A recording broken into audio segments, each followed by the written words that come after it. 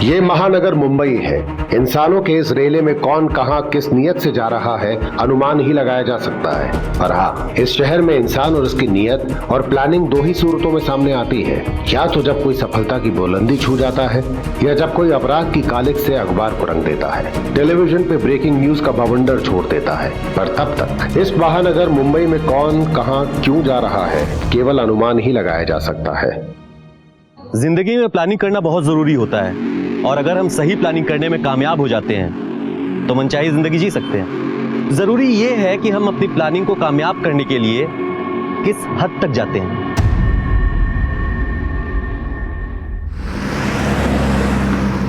सुषमा, चलो खाना खा लो, फिर दवाइयाँ भी खानी है। लो। मुझे भूख नहीं है। अरे ऐसे कैसे, खाना तो पड़ेगा ही ना। दवाइयाँ भी खानी है, खा लो।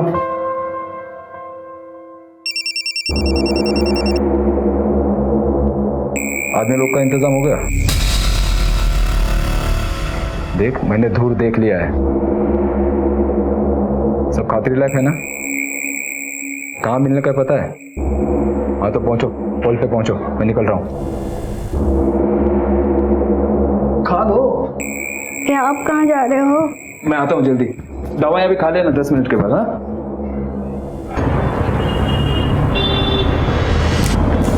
स्टेशन चलेगा? चलना यार। नहीं जाना भाई। अरे भाई, बिठाएगा नहीं तो कमाएगा कैसा? भाई मेरा ऑटो है, मेरी मर्जी, नहीं जाना।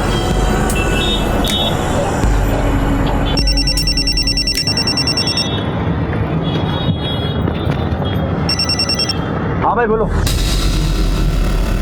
कहाँ पहुँचना है? मैं बाड़ा की चौल पहुँचता हूँ। ओके। अभी देख मैं कैसे मारता हूँ। बोला था ना तेरे को। अरे मैं आया, एक मिनट। हेलो, हाँ दादा बोलो। अरे नहीं दादा, आपकी बार कोई गड़बड़ नहीं होगा। आई शपथ दादा। ओके ओके भाई, दादा का फोन आया, चल आते हैं हम लोग।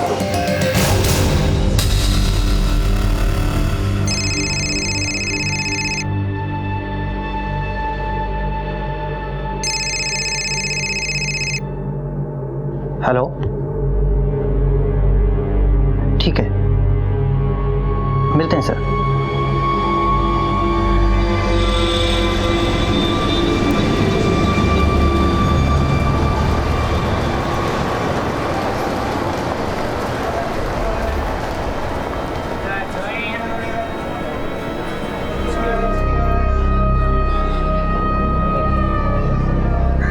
दादा, हाँ, ये आपके हाथ से ब्लड निकल रहा है।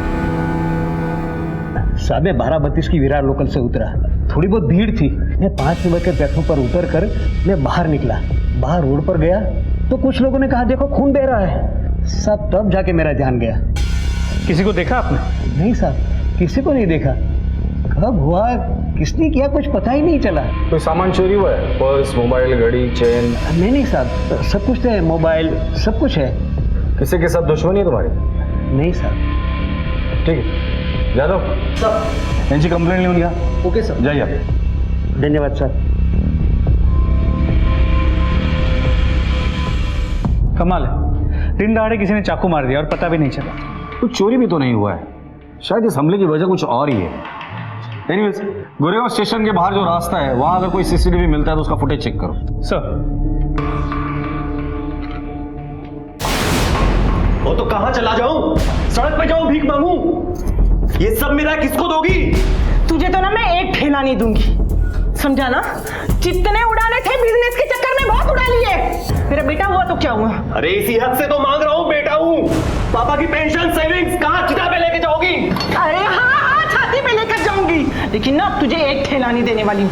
तू निकल यहाँ से, निकल यहाँ से। गलती का इनाम नहीं मिलता रे, आदमी बदल। ये काम होना बहुत जरूरी है। मिलने के ठिकाने पे पहुंच रात को।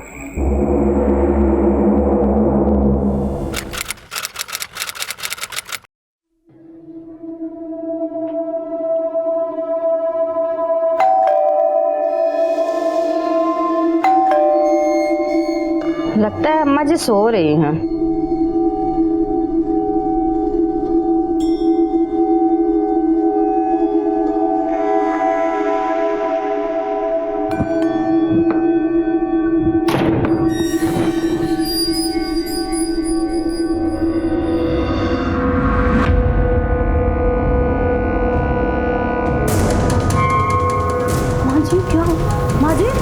माँ जी क्या हुआ आपको? मम्मी उठो।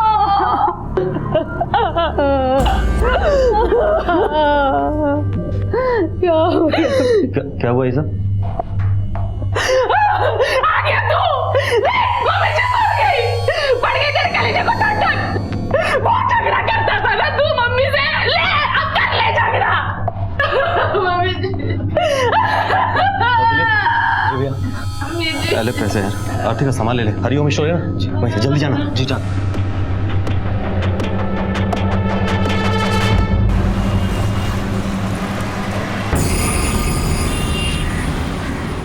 ओ दिलीप कहाँ रह गया? अरे अर्थी का सामान लेने भेजा था ना तुझे, जल्दी आ। ओए इतनी जल्दी क्यों मची तुझे? क्या बात कर रहे हो जिया जी? लाश यहाँ रख के कीर्तन करना है आपने? अरे थोड़ी सी तो शर्म कर ले। क्या बोल रहे तू? माँ थी हमारी। मालूम है किसकी माँ थी। शमशान का काम जल्दी निपटाओ जीजा जी, उसके बाद वकील को बुलाओ। वसीयत पे पता नहीं क्या लिख के गई हैं, बंटवारा भी तो करना है ना।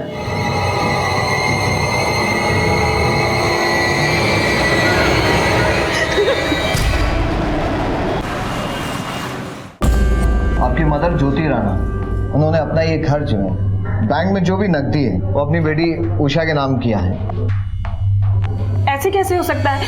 हम लोग के नाम भी कुछ करके ही गए होंगे। पुश्तैनी जेवर जो है वो 2 हिस्सों में बांट कर गई है, आधे उषा के नाम और आधे आपके नाम। लेकिन जेवर है कहाँ? अलमारी में तो है नहीं। जेवर बैंक के लॉकर में, और ये उसका अथॉरिटी लेटर। और चाबी? ये चाबी। जिया जी आओ आओ चलो। बॉय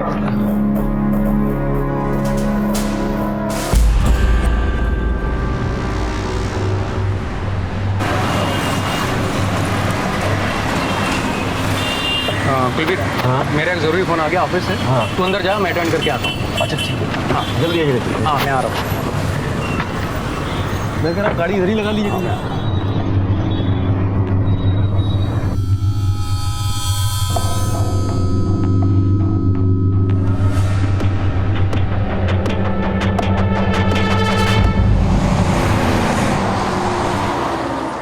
सर जी क्या बताऊं, सारे गहने लेके फरार हो गया वो। ये कैसे पॉसिबल है? तुम तो कह रहे थे कि वो तुम्हारे साथ था। हाँ सर साथ में ही था, पर लॉयर से मिलने के बाद हम दोनों साथ ही बैंक गए थे। वहां मैं गड्डी पार्क ही कर रहा था कि मेरा एक जरूरी फोन आ गया ऑफिस से। मैंने कुलबीर से कहा तू आगे बढ़, मैं आता हूँ।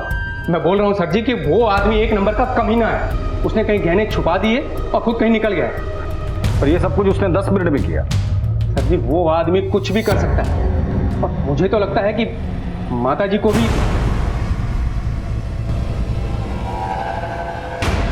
ठीक है अनुज, इनसे कुलबीर राणा की डिटेल्स ले लो, फोटोग्राफ्स वगैरह जो कुछ मिले वो, और बैंक से सीसीटीवी फुटेज मंगा लेना। जी सर।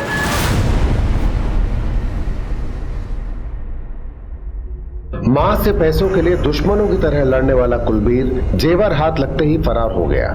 वसीयत में जिसे न फ्लैट मिला न नगद, उस लालच के मारे बेटे के लिए 70 लाख के गहने लेकर फरार हो जाना संभव लगता है। उधर एक बेटे ने एक मां खोई, इधर एक मां बेटी की तलाश में पटना बिहार से इस ईट गारे के जंगल में आ पहुंची।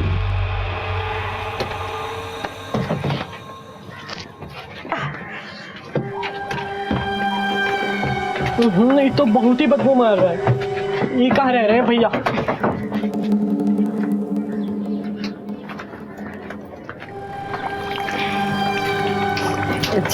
बहन जी, हाँ ये 32/205 कहाँ है? ये है जी, यहाँ तो ताला लगा है।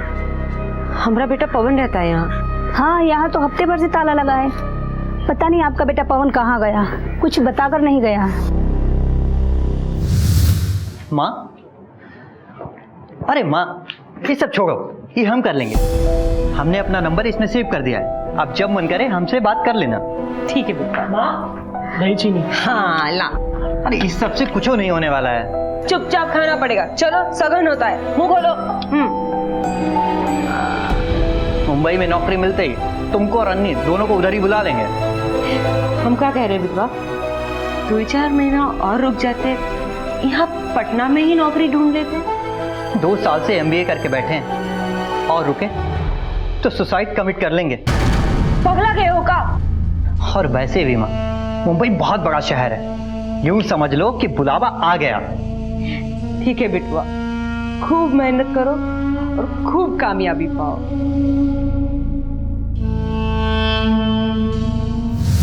भारी चिंता में पड़ गए। जैसा सोच के आए थे वैसा कुछ नहीं हुआ अब तक। कुत्ता वाला जिंदगी है इधर। क्या हुआ? जहाँ रह रहे हैं समझ लो कबूतर खाना है। कैसे रह रहे हैं कि हम ही जानते हैं। एक दिन नरक हो गया है अम्मा।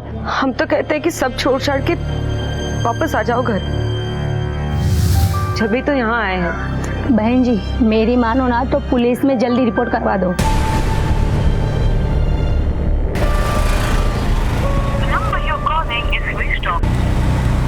फोन अभी भी स्विच ऑफ आ रहा है ना। एक बार और मिला के दे।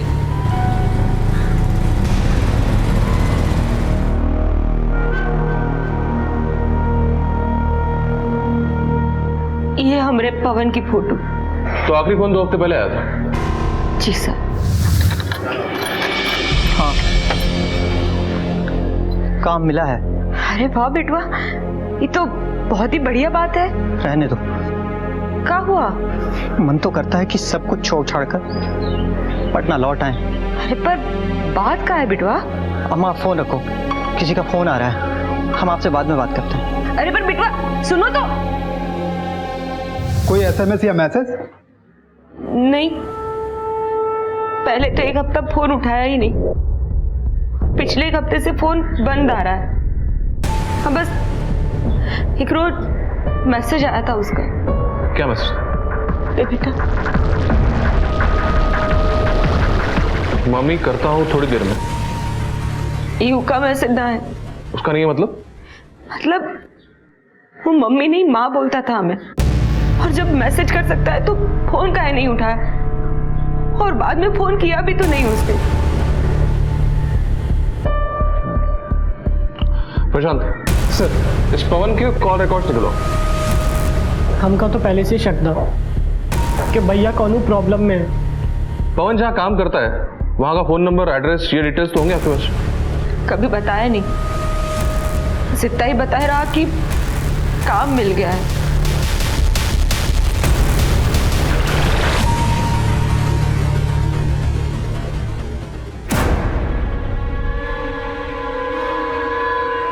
सर जी ये देखो कुलबीर राणा बैंक से निकल कर आ रहा है, और सर इसके हाथ में ये बैग भी है। सर मैं बोल रहा हूँ ना, पूरे 70 लाख के गहने लेके भाग गया वो। सर एक कांस्टेबल उसके घर पे भेजा था, वो घर पे नहीं है। आपकी सासू माँ ज्योति राणा, उसकी वसीयत है आपके पास? सर गड्डी में लेकर आइए। जी अभी लेकर आए।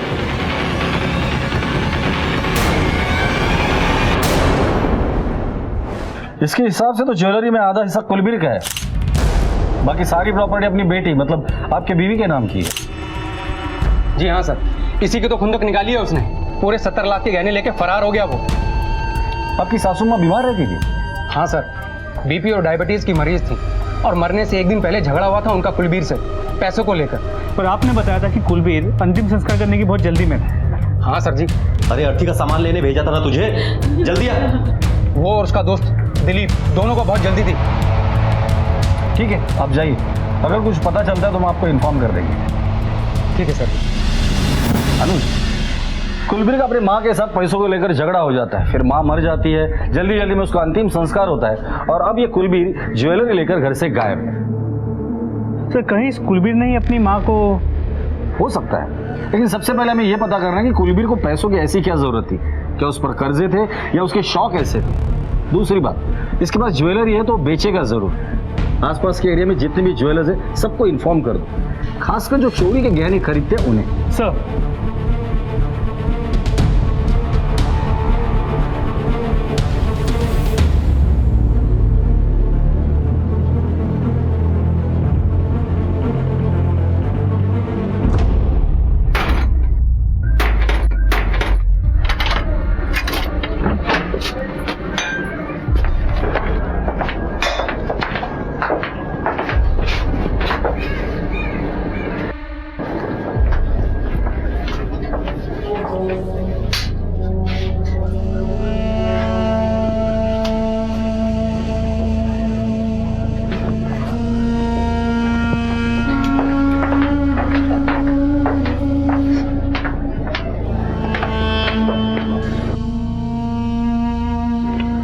से इधर ये लड़का?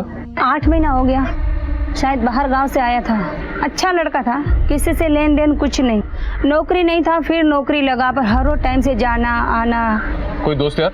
नहीं साहब, कोई दोस्त यार नहीं, यहाँ पर तो कोई आता जाता नहीं था। सर, पवन मिश्रा का कॉल रिकॉर्ड से। सर, इसमें एक नंबर है जिस पर पिछले 6 महीने से पवन ने कई बार फोन किया है। पता चला किसका? बबलू यादव का। एड्रेस बोरीवली ईस्ट का है।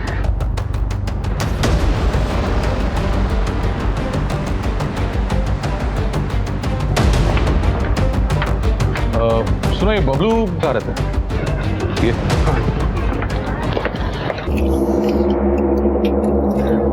बबलू?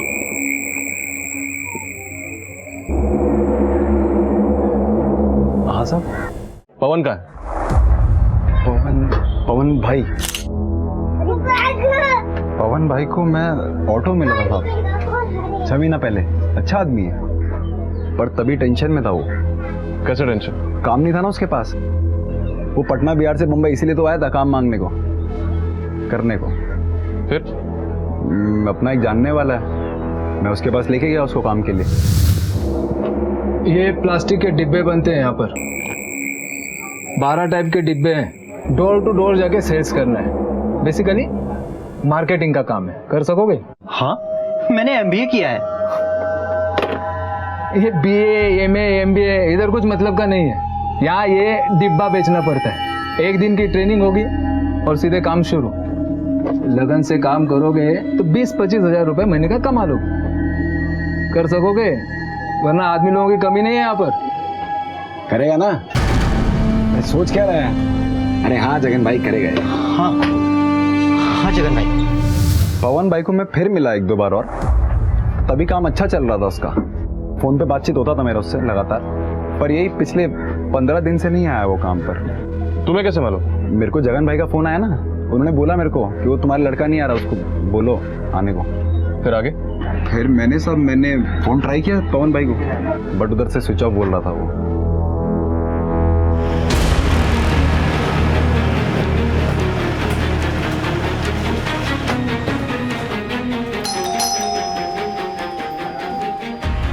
कुलबीर राणा जी, मैं उनकी वाइफ। कहाँ है वो? बुलाइए उन्हें। घर पर नहीं है वो। घर की तलाशी लो। अरे आप लोग अंदर कहाँ घुसे आ रहे हैं? अरे बात क्या है, आप कुछ बताएंगे? घर की तलाशी लो, देखो जेवर मिलता है क्या। अरे कहाँ अंदर चले जा रहे हैं? अरे छोड़िए ना, क्या हो क्या रहा है? आपका पति आपके सास के जेवर लेके बैंक से भाग गया है। सर, ये दुकान के पेपर्स मिले।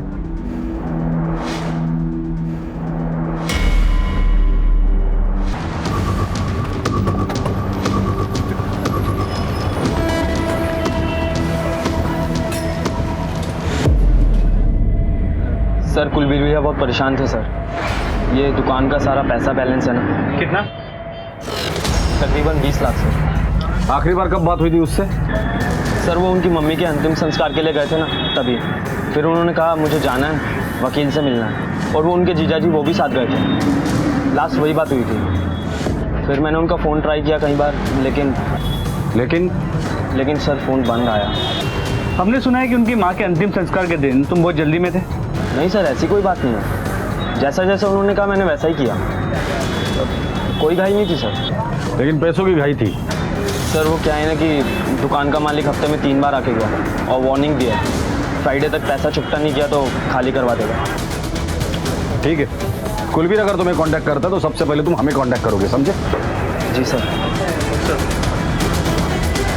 अनुज, 20 लाख का कर्जा था, 70 लाख के गहने लेकर क्यों भाग गया?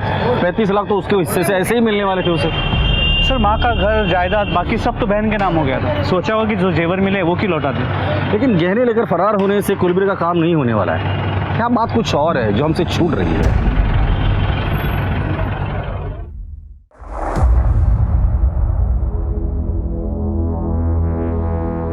हाँ, पवन तो यहाँ काम करता है ना साहब, पर साहब यहाँ पर बहुत सारे लोग काम करते हैं। देखिए साहब, मैंने बबलू को फोन किया था। वो क्या है ना, ये लोग प्लास्टिक का माल बेचते हैं, तो माल इनके पास होता है। अब जब ये काम नहीं करने वाला है तो कंपनी का माल वापस दे देंगे।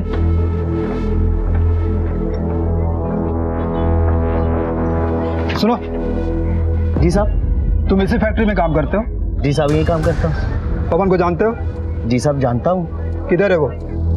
साहब अभी तो मैं बता नहीं पाऊंगा कहाँ है वो। उसका यहाँ किसी से झगड़ा?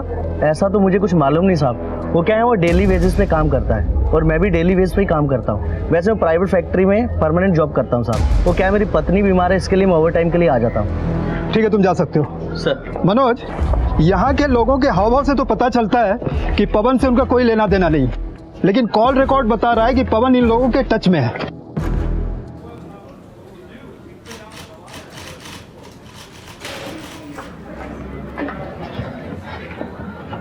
क्या बोले? कुछ पता चला? नहीं, उन्होंने कहा जैसे कुछ पता चलेगा तो वो हमें फोन करेंगे।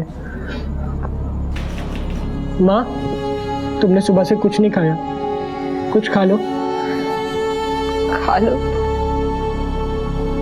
पीने वाला गले से नीचे नहीं उतरेगा।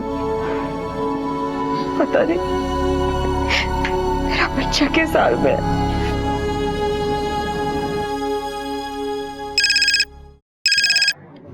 हेलो,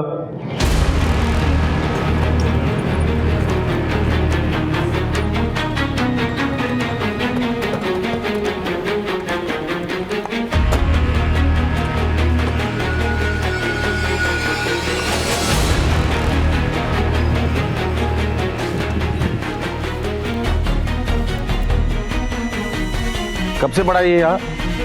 मालूम नहीं साहब, मैं यहाँ से जा रहा था, बहुत सारे कुत्ते भौंक रहे थे, आके देखा तो लाश है। जा तुम्हें निगाह चला चला चला बॉडी चेक कर।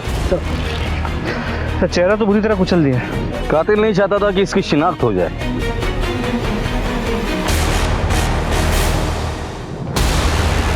सर ये मिला। किसी चीज की रसीद लगती है, इसमें नाम और एड्रेस भी है। इसे लैब भेज दो। Okay sir. और कुछ मिला? नहीं सर, और कुछ नहीं। ठीक है, एम्बुलेंस को फोन कर। Okay sir.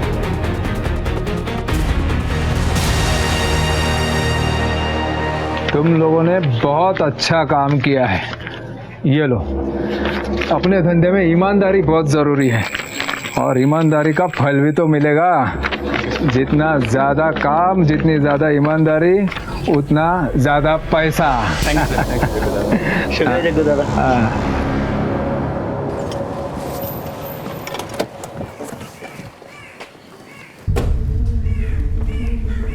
सर, बॉडी की पोस्टमार्टम रिपोर्ट के मुताबिक मौत सर पे किसी भारी चीज पे वार करने की वजह से हुई। हो सकता है कोई पत्थर हो, तो फिर उसी चीज से उसका चेहरा भी बिगाड़ा गया। और क्या लिखा है इसमें? सर, बॉडी पे जो स्लिप मिली थी उसकी लैब रिपोर्ट है। ये स्लिप एसएसबी के बैंक के लॉकर की स्लिप है और इस पे एक लॉकर नंबर भी है। हैरानी की बात यह है कि ये लॉकर ज्योति राणा के नाम पे है। इसका मतलब वो डेड बॉडी कुलबीर राणा की है, जो ज्वेलरी लेकर फरार होने के बाद शायद किसी ने उसको मारा है। उसकी फैमिली को शिनाख्त के लिए बुला लो। सर,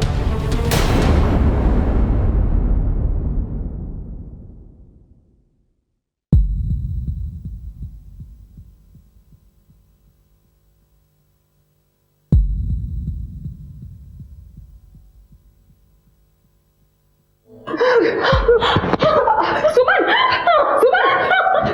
संभालो अपने। ये कुलबीर नहीं हो सकता, ये कुलबीर नहीं हो सकता।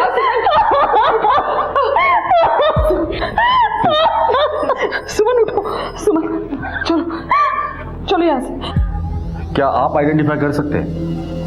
सर, चेहरा तो बुरी तरह से कुचला हुआ है। हाथ या पैर देख के बता सकते हैं? सर, हाथ और कद काठ ही देखकर तो ये कुलबीर ही लग रहा है। ठीक है, आप रुकिए बात। ठीक है सर। अनुज, रिस्क नहीं लेते। इस बॉडी का डीएनए इसकी बहन उषा के साथ मैच करवाते हैं और इसकी फोटो हर पुलिस स्टेशन में सर्कुलेट करो और बॉडी को यही रहने दो। सर, लाश के मिलने के बाद कई सवाल खड़े हो गए थे। क्या यह कुलबीर था? अगर था तो कुलबीर को किसने मारा, क्यों मारा, शक्ल क्यों बिगाड़ दी? इस हैवानियत के पीछे किसी का क्या मकसद हो सकता है? पुलिस के लिए अब चुनौतियां बढ़ने लगी थीं। साहब मैंने नहीं चुराया। क्या हुआ? साहब मेरा नाम सुधाकर है और गणेश मंदिर के पास मेरे कपड़े का होलसेल व्यापार है। ये श्याम है, मेरे पास काम करता है। मैंने किसी पार्टी को देने के लिए इसे 20 लाख रुपए दिए थे और अब खाली हाथ वापस आकर कहता है कि इसे लूट लिए। सब ये झूठ बोल रहा है। शांत हो जाओ। क्या हुआ रे? साहब मैंने कुछ नहीं चुराया साहब, मैं सच बोल रहा हूँ। इतनी भीड़ थी साहब, पहले पीछे से धक्का लगा, फिर आगे से धक्का लगा, कोई पीछे लेके गया, फिर कोई आगे लेके गया साहब। मेरे हाथ में बैग था साहब, पता नहीं बैग भी कहाँ चला गया। मुझे कुछ नहीं पता साहब। साहब ये झूठ बोला था इधर। हम लोग है ना, कहाँ हुआ ये सब?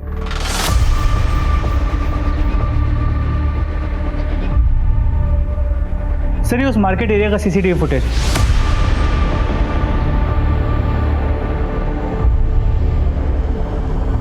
सब वो देखिए मैं। अरे सर बैग गया कहाँ? ये तो जैसे जादू है।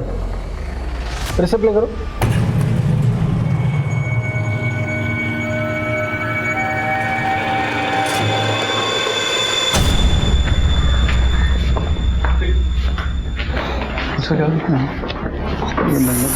साहब वो हमारा बिटवा पवन को पता चला? तुलसी जी अभी तक तो पवन का कुछ पता नहीं चला। पता नहीं किस हाल में होगा, कितने दिन हो गए, कुछ खबर नहीं है वो कहाँ है, कैसा।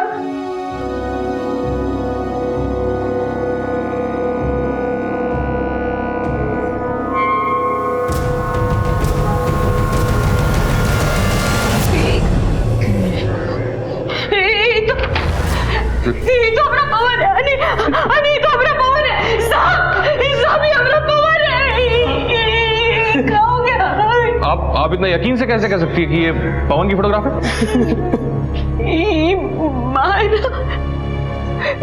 बचपन में बहुत जिद करके बुलवाया था। कहाँ है अपना बिटवा? कहाँ है? क्या हो गया? इसकी डेड बॉडी कुछ दिनों पहले गोरेगांव पुलिस ने रिकवर की थी। माँ माँ माँ पोस्टमार्टम रिपोर्ट जैसी ही आती है मुझे इन्फॉर्म कर देना। साहब हमें बेटा उसको कौन मारे? साहब बताओ आप उसके। शांत हो जाइए, शांत हो जाइए आप। लीजिए।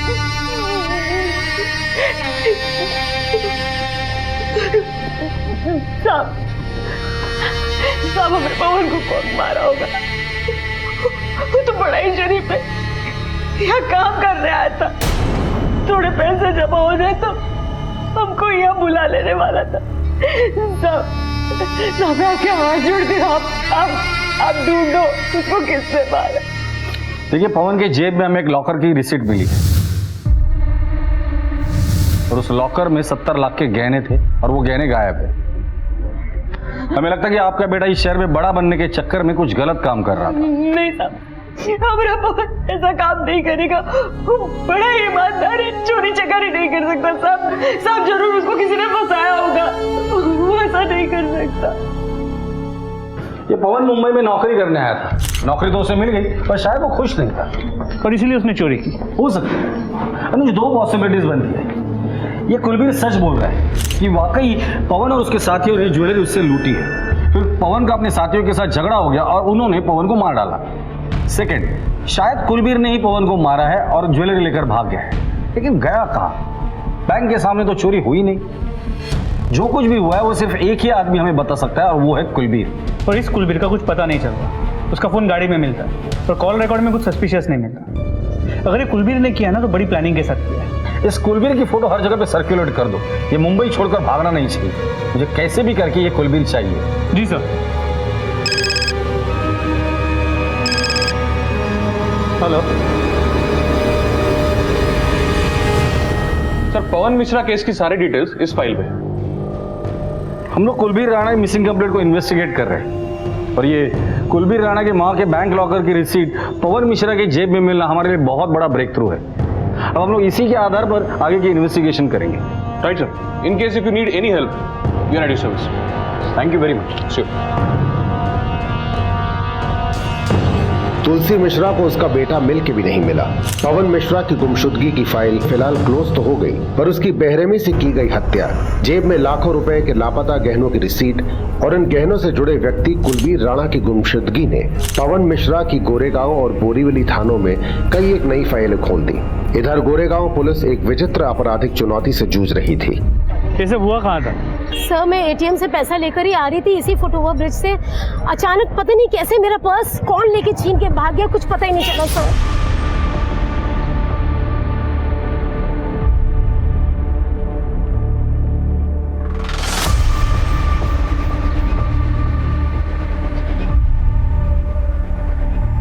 सर इस फुटेज में भी कुछ नहीं है। क्या हुआ सर, क्या सोच रहे हैं?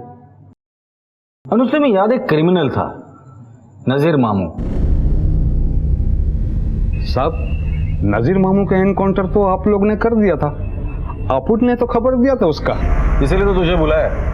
वही खेल वापस शुरू हो गया यहाँ गोरेगांव में।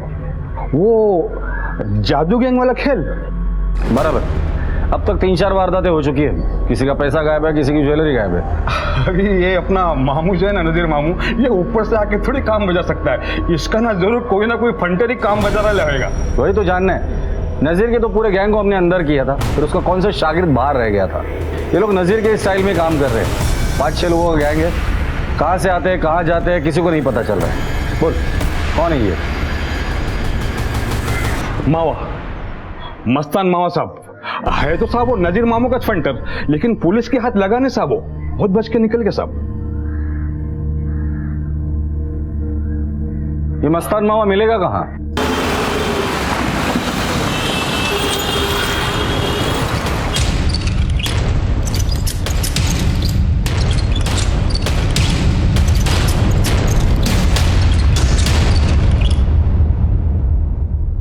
अरे साहब अभी क्या लेने का इधर? तेरे को लेने आया हूं। चलेगा? ले चलो ना साहब, ले चलो मेरे को। पैरों से पैरालाइज हो गया हूँ, इलाज के लिए पैसा भी नहीं मेरे पास। इलाज के लिए तेरे पास पैसे नहीं है और ये इतना सब कुछ ऐसे ही बन गया? साहब ये सब तो दिखावा है, अंदर से एकदम खोखला हूँ। कब से तेरी हालत?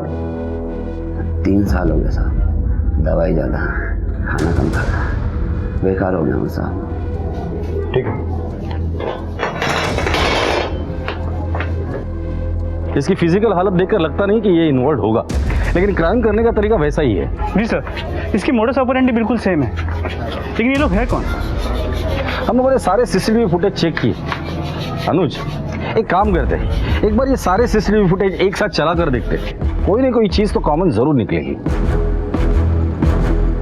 प्ले करो। स्टॉप। वो ऑन करो। स्टॉप। ये प्ले करो। स्टॉप। अनुज ये और ये तीनों फुटेज में कंधे पर बैग है सेम, लेकिन इनके चेहरे तो कहीं भी नजर नहीं आ रहे, क्योंकि इन्हें पता है कि ये सीसीटीवी के सामने, इसलिए जानबूझकर चेहरा छुपाए। इनके कंधों पर देखो एक ही बैग है। जो सीसीटीवी कुलबीर का हमने देखा वहां ये नहीं हुआ, शायद आगे उसके साथ भी यही हादसा हुआ होगा। सर मतलब एक प्रॉपर गिरोह है जो पूरी प्लानिंग के साथ काम करे। करेक्ट। लेकिन सर वो कुलदीप वाली इंसिडेंट से जुड़ा आदमी पवन मिश्रा, जिसके जेब में वो लॉकर की रिसीट मिली थी, हो सकता है वो भी इसी गैंग का मेंबर हो, लेकिन अब वो तो मर चुका। बोरीवली पुलिस ने उसके एक दोस्त के बारे में हमें बताया था, वो ऑटो ड्राइवर बबलू। लेकिन सर कोई पवन को क्यों मारेगा? हो सकता है कि लूट के माल को लेकर इन लोगों में झगड़ा हुआ हो और पवन को मार दिया हो। इस बबलू ड्राइवर को उठाकर लेकर आओ, अब आगे की बात ये बबलू ही बताएगा हमें। सर साहब मैं नहीं जानता पवन भाई को, साहब मैं नहीं जानता, बेरोजगार था, मैंने काम दिला दिया उसको, 1-2 बार फोन पे बात कर लिया उससे, बस वो अच्छा आदमी था, उतना ही साहब, बस उतना ही। अपन ऑटो वाला आदमी है साहब, कहाँ दिन भर ऑटो चला चला के थकता होगा ना तू? हाँ सर मैं थक जाता है। थोड़ा आराम कर ले तू। अनुज, इसका क्या करना है ना तो मुझे बाद में बताता हूँ। साहब मेरी बात सुनो साहब, मैं बोल रहा हूँ साहब, आप सुनो तो सही साहब, मेरा लेन देना नहीं है आप साहब।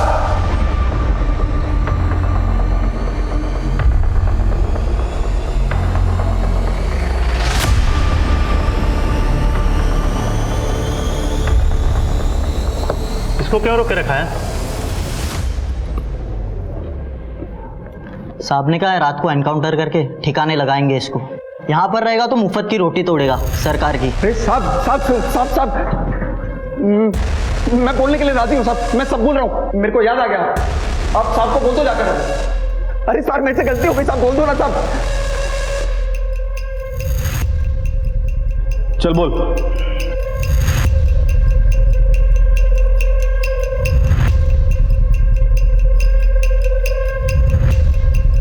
जो चाहिए एक बार लिस्ट बना लो।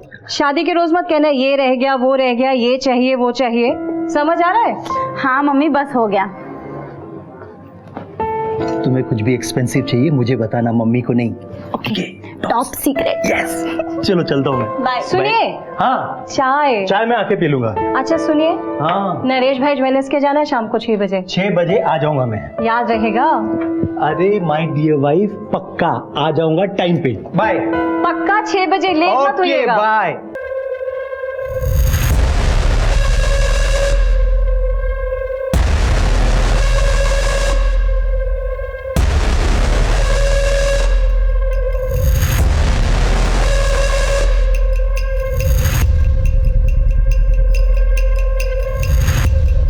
हमसे गद्दारी करेगा, देख तेरी हालत क्या करता हूँ। साहब मैं सच बोल रहा हूँ साहब, मैं झूठ नहीं बोल रहा। 6 बजे की खबर मिली थी, चाचा ने रवाना भी कर दिया था। अपनी क्या गलती, धूरा वहां पर। कितनी बार बोला था आपको कि 6 बजे तक आ जाइएगा? 5 बजे से मैं और मेरी बेटी तैयार होकर बैठे हैं। अरे यार एक मीटिंग आ गई। तुम्हारी मीटिंग ही इम्पोर्टेंट है। कल चलेंगे पक्का। मेरा मतलब सर पार्टी पहुंची नहीं तो मैं क्या कर सकता हूँ? अब बोलो ना, मेरा फोन बज रहा है साहब। हाँ मेरा फोन बज रहा है। फोन बज रहा है, उठा उठा।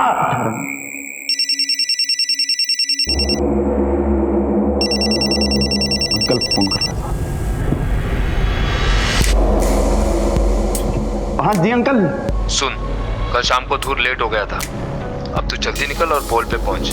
धूर पहुंच रहा है, बाकी के लोग भी पहुंचते होंगे, जल्दी निकल। हाँ जी अंकल।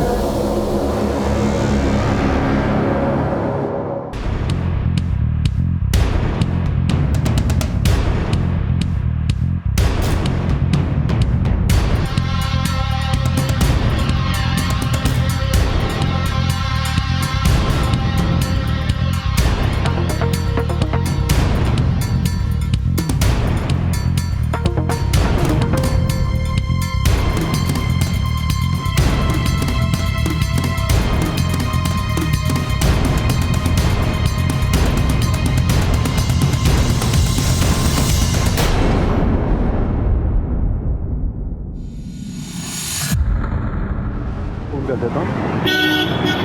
हेलो, अरे कहाँ पार्क कर दी गाड़ी? ठीक है, अच्छी लगी। अरे चलो थोड़ा इधर ही चल के यहाँ।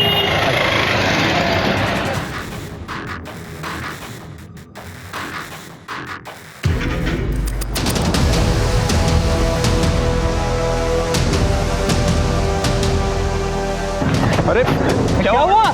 मेरे बैग कौन लेके गया? अरे तो पिछले 8 महीने से जादू का खेल दिखा रहे थे। बॉस कौन है तुम्हारा?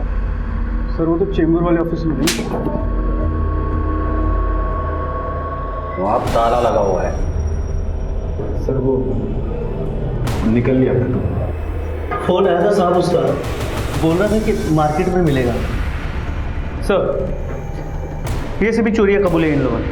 इसमें कुलवीर, श्यामलाल और मलाड की मिसेज नारंग का भी केस। इसके अलावा और 6 केसेस हैं।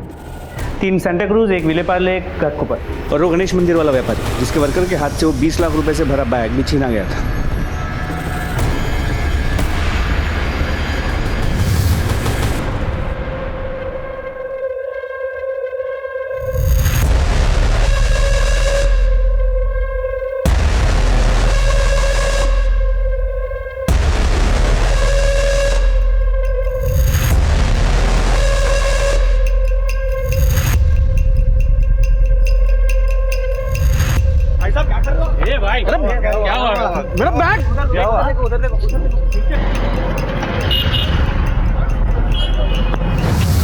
पिछले 8 महीने में जादू के बहुत शो दिखाए तुम लोगों ने। एक बात बताओ, कुलबीर को क्यों मारा? कुलबीर को क्यों मारा? सर हम उसे क्यों मारेंगे? हमने तो बैंक के बाहर उसका सामान हड़प लिया और चुपचाप वहां से चंपत हो गए सर। अरे ए भाई साहब क्या कर रहे हो यार? अरे मेरा बैग, अरे मेरा बैग कहाँ गया? पवन मिश्रा को क्यों मारा? सर मुझे जाने दीजिए, मेरी पत्नी बहुत बीमार है, साइन हॉस्पिटल में है सर। तेरी बीवी साइन हॉस्पिटल में एडमिट है, किडनी ट्रांसप्लांट हुआ है, 15 लाख रुपए खर्चा है। विशाल जी, ऑर्गन केमिकल्स में जूनियर अकाउंटेंट की नौकरी करते हैं, 20,000 रुपये तनख्वाह है तुम्हारी, तो बीवी के इलाज के लिए 15 लाख रुपए कहाँ से आए तुम्हारे पास? यही तुम्हारा पार्ट टाइम बिजनेस है। और हाँ, सिर्फ सच बोलते। बताता हूँ सर, सब सच बताता हूँ सर। बैंक के बाहर से जो हमने बैग लूटा था, उसमें जो जेवर थे वो सब पवन के पास थे सर। मैं पवन के पीछे गया और मैंने उसको बोला कि इसमें कुछ जेवर मुझे दे दे सर। वो हरीश चंद्र की औलाद बन रहा था, बोला कि अंकल से धोखा नहीं करेगा।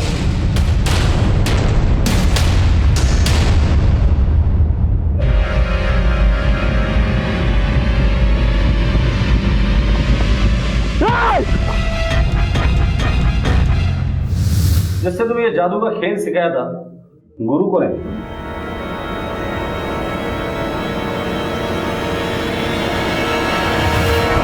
ये धूर चल रहा है, फोकस रखो उसके ऊपर। बैग ऊपर आई, धूर को धक्का दिया, धूर ने इधर देखा, उतने में बैग खींच लेना। जैसे ही बैग खींची जाएगी, धूर उधर देखेगा किसने खींचा, ये बैग उसके बीच में रहेगी, उसको कुछ नहीं दिखाई देगा। बैग ऊपर, चलो बैग ऊपर, बैग ऊपर। ये धक्का दिया, क्या हुआ भाई साहब? क्या हुआ? बैग मेरा। वो आदमी तो नहीं है सर? वो अंकल है हमारे।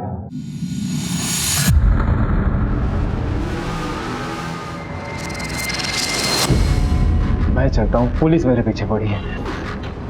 जिधर भी जाओगे मास्टर को भूलना नहीं, पेमेंट टाइम पे आना चाहिए, क्योंकि ये जादू का खेल मैंने सिखाया तुमको। चलता हूँ।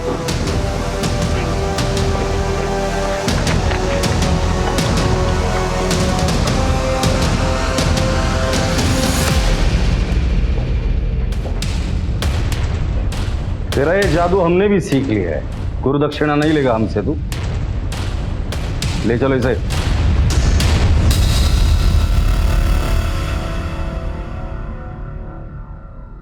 ये चोरी का केस तो सॉल्व हो गया, लेकिन कुलबीर की मौत अब भी पहले बनी हुई है। नहीं अनुज, ये पहले भी सुलझ जाएगी।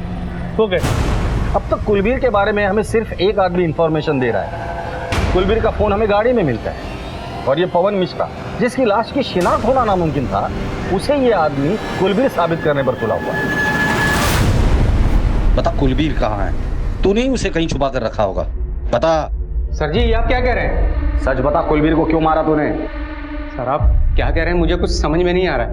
तू ऐसे नहीं मुंह खोलेगा। अनुज, जादव, शुरू हो जाओ। सर बता रहा हूँ सर,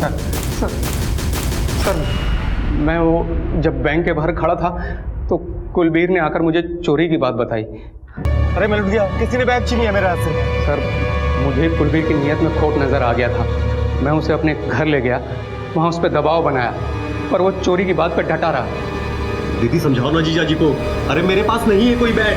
साले साफ साफ क्यों नहीं कहता कि तेरी नीयत खराब हो गई है? अम्मा जी ने घर हमारे नाम कर दिया, तो सारा माल तू अकेले हड़पना चाहता है। चल बता, कहाँ छुपा के रखे जेवर? निकाल, नहीं तो मैं तेरे पास नहीं है।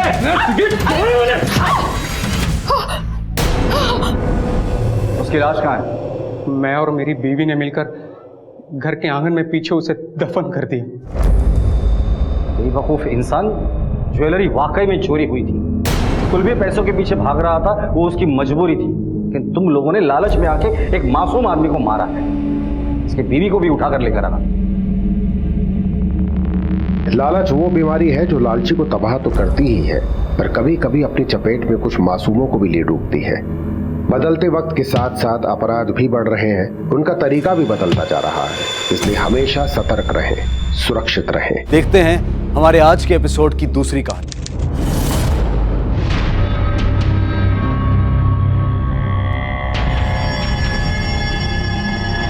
ये लीजिए सर।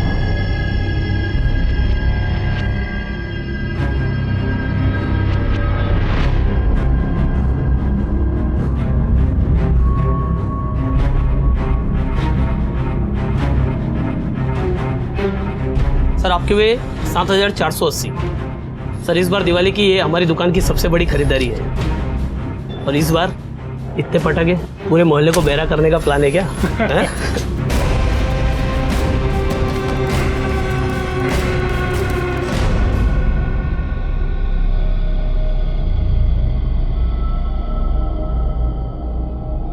अरे अरे अरे, तुम क्यों चाय बना रहे हो? लाओ मुझे दो, मैं बना देती हूँ। अरे दादी मैं बना लेता हूँ। देखो ज्यादा सर पे मत चढ़ाओ अपनी बीवी को। अभी सिर्फ 5 दिन हुए हैं तुम्हारी शादी को। हाँ, अभी से उसे ऐसी आदतें डाल दोगे तो आगे जाकर तुम्हारे सर पे नाचेगी। दादी आप भी ना टिपिकल टीवी सीरियल की सास बहू की तरह बातें कर रही हैं। आप तो जानती हो, जब मैं बैंगलोर में अकेला था, जॉब करता था, तब खुद की चीजें खुद ही किया करता था। बेटा उस वक्त तेरी मजबूरी थी, लेकिन अब तो तुम्हारी बीवी आ गई है ना, तब भी तुम लगे हुए हो। अरे दादी बीवी है वो, नौकरानी नहीं। और आप भी इतना टेंशन मत लो, आप चल के बाहर आराम से बैठिए, मैं आपके लिए भी गर्मा गर्म चाय ले आता हूँ। करो जो मन में आए तुम्हारे, हमारा क्या, हम तो चुपचाप बैठ जाएंगे।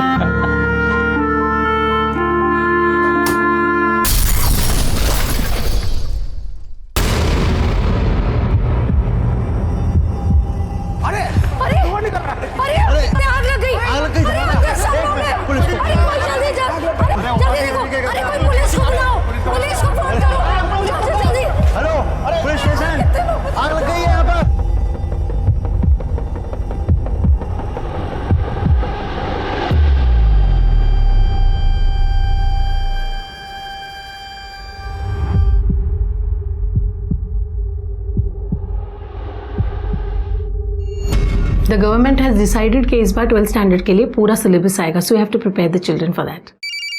Excuse me. आप इसे अकाउंट डिपार्टमेंट में दे दीजिए और स्टैम्प और सिग्नेचर ले लीजिएगा। Sure, ma'am. Thank you.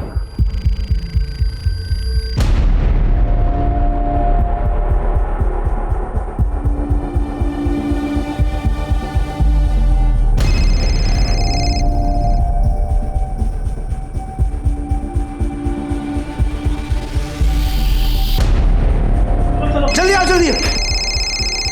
अरे ये फोन की आवाज आ रही कहीं से। ये तो माता जी की बहू है। चल ले। हेलो रिया बेटा। हाँ भाभी जी, अरे आपके घर में ब्लास्ट हुआ है।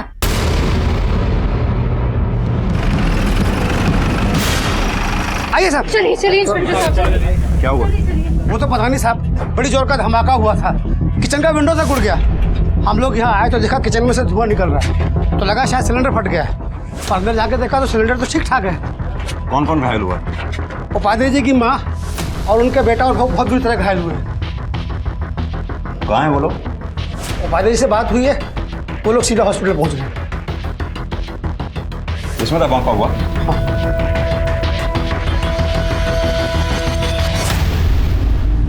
पड़ोसियों का कहना सही है, सिलेंडर या कुकर नहीं फटा है, और जिस तरह से चारों तरफ राख और पटाखे की स्मेल है, बॉम्ब या बारूद हो सकता है।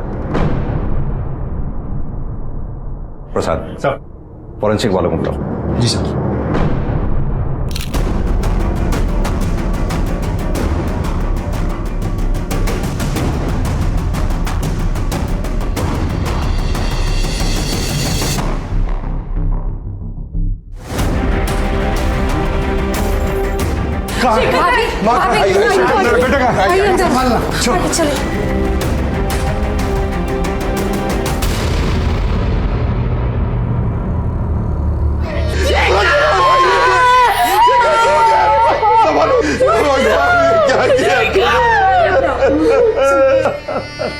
उड़ीसा के भुवनेश्वर शहर में रहने वाले उपाध्याय परिवार पर जैसे कहर टूट पड़ा था।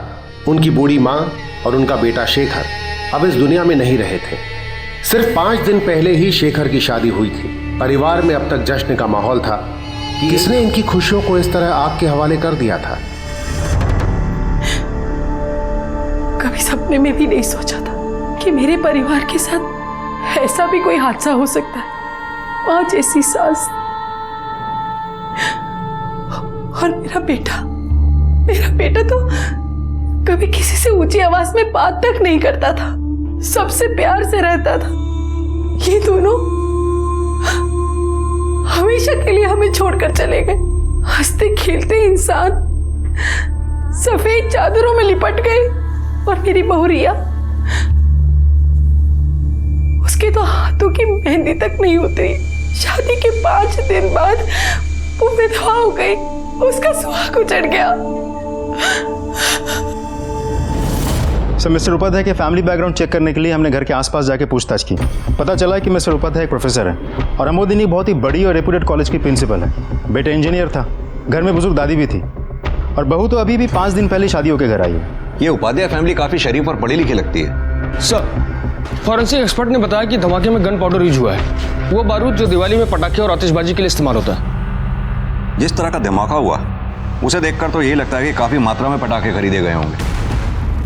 एक बात तो साफ है, ये टेररिस्ट एक्टिविटी नहीं है। फिर इस धमाके की क्या वजह हो सकती है? सुभाष, एक काम करो, आसपास जितनी भी पटाखे की दुकानें हैं वहां जाकर पता करो क्या किसी संदिग्ध आदमी ने काफी मात्रा में पटाखे खरीदे थे। Sir,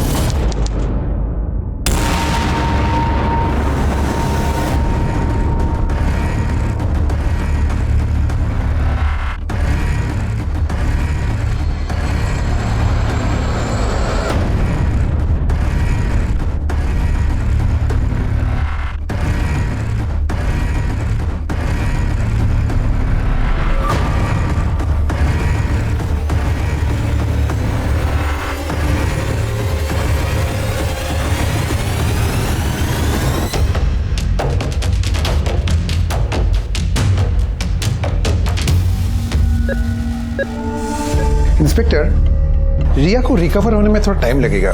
she is very weak, you know. थोड़ा टाइम दीजिए प्लीज। डॉक्टर, रिया जैसे ही बयान देने की कंडीशन में आ जाए प्लीज हमें इन्फॉर्म कीजिएगा, क्योंकि कल्प्रिट का जल्द से जल्द पकड़ा जाना बहुत जरूरी है। Okay, sure. Thank you.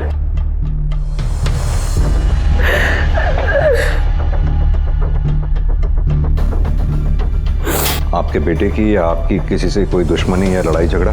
No sir,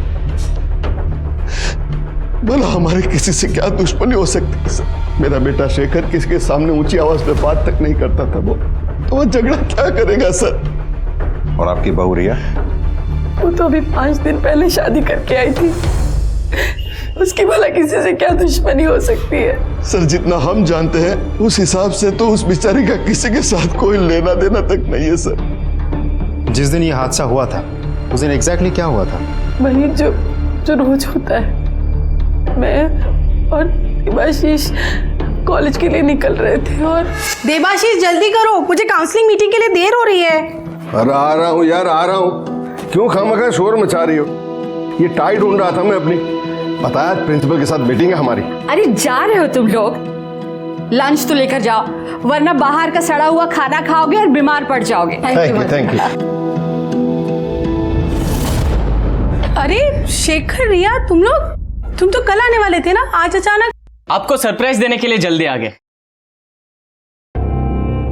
अंदर आ जाए। हाँ। दादी, शेखू मेरा बच्चा, मेरी फिल्मी दादी। कैसा है तू? बस ठीक है, आप कैसे हो? बस ठीक हूँ, देख ले। अरे बड़ा अजीब है ये दोनों। एक हम थे जो शादी के बाद हनीमून करके घर आने को मन नहीं करता था, ये दोनों हैं जो हनीमून खत्म होने से पहले ही घर आ गए। कमाल है ये। हाँ भी ना। लगता है रिया बेटा को मेरा जोक पसंद नहीं आया, है ना? नहीं पापा, ऐसी कोई बात नहीं है। तो फिर मैं अरे आप भी ना, बच्चे अभी अभी आए हैं, सफर से थके हुए होंगे और आपने जोक स्टार्ट कर दिया। चलिए, मुझे देर हो रही है। बच्चों आप लोग रेस्ट करो, हम शाम को मिलेंगे, ठीक है? Bye bye. बाय। आप भी ना। उन दोनों के बीच कोई प्रॉब्लम थी? नहीं, ऐसा कभी लगा तो नहीं। हम रिया को शादी के 1 साल पहले से जानते थे, सब कुछ ठीक था, शादी में भी कोई प्रॉब्लम नहीं हुई। दोनों खुश थे जब हनीमून के लिए गए। जब लौट कर आए तो रिया का मूड कुछ ठीक नहीं था, पर हमने सोचा कि शाम को आके शेखर से बात करेंगे, पर शाम को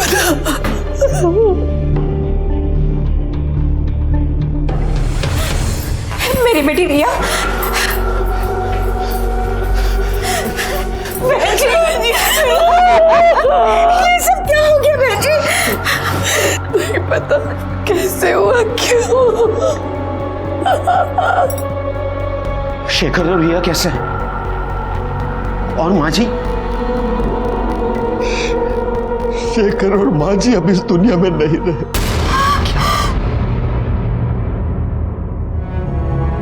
और रिया रिया रिया इस वक्त आईसीयू में है।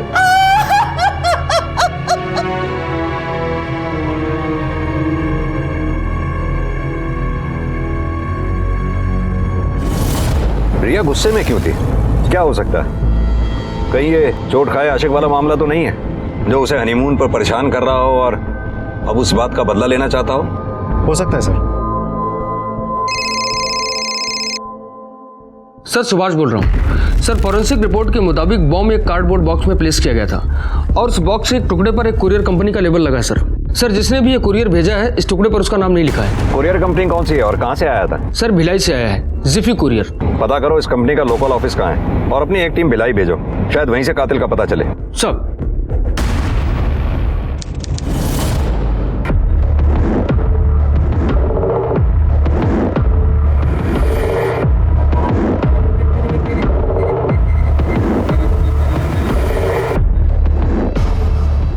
सर हम लोग रिया के पेरेंट्स हैं।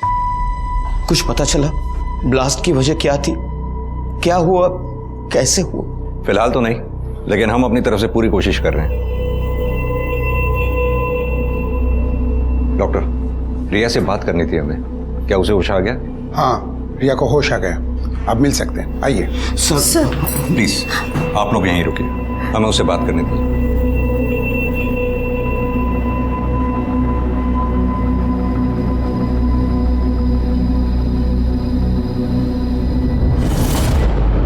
रिया,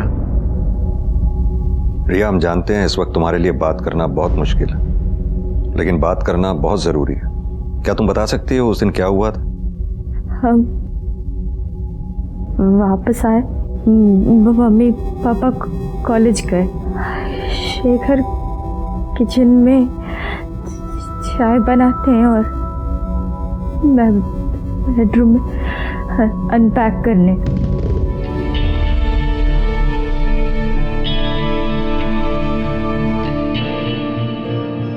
अरे रिया, तुम चाय पियोगी? मुझे नहीं चाहिए। अरे मैं बहुत बढ़िया चाय बनाता हूँ।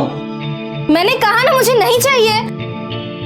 अरे शेखू देख, जब तू हनीमून पर गया था ना तेरे लिए गिफ्ट आया था। गिफ्ट मेरे लिए? अरे रिया, हमारी शादी का एक और गिफ्ट आया है, जरा बाहर आओ।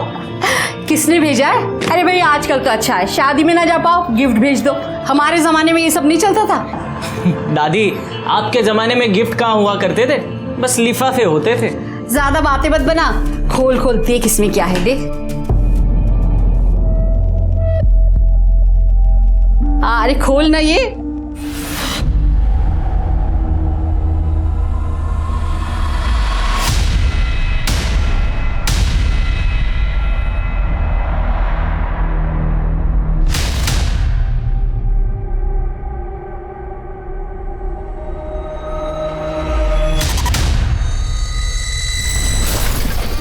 थोड़ी देर में मुझे होश आया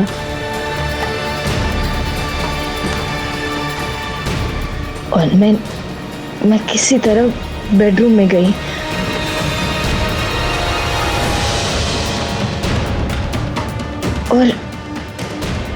और मैंने मम्मी को फोन लगाया।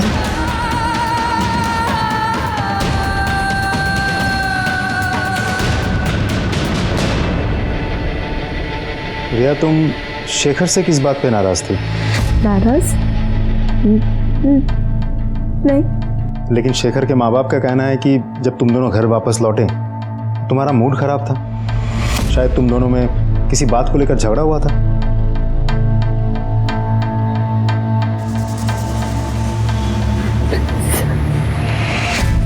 इंस्पेक्टर प्लीज बाद में बात कीजिए।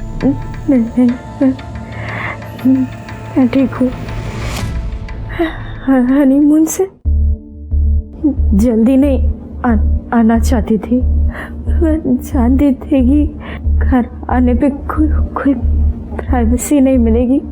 अगले हफ्ते शेखर बैंगलोर चले जाएंगे, 1 महीना सब सेटअप करेंगे और फिर मैं वहाँ जाऊंगी।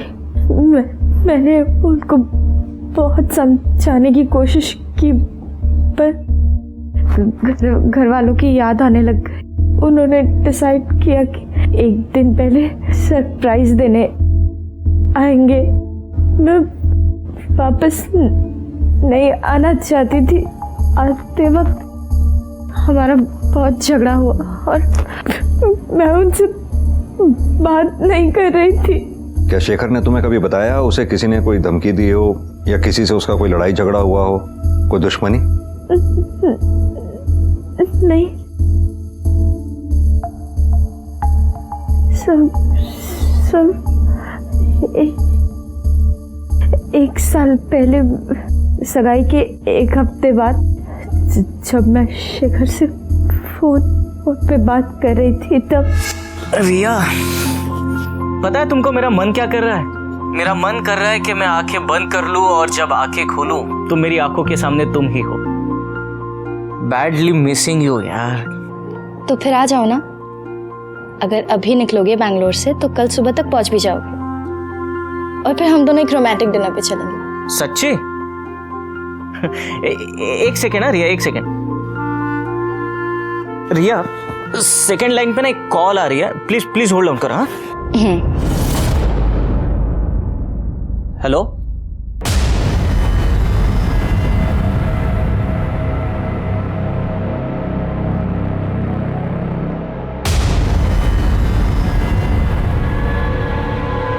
हेलो रिया।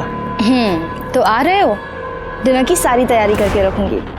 सुनो ना, सेकंड लाइन पे जो अभी कॉल आई थी वो एक लड़के की थी।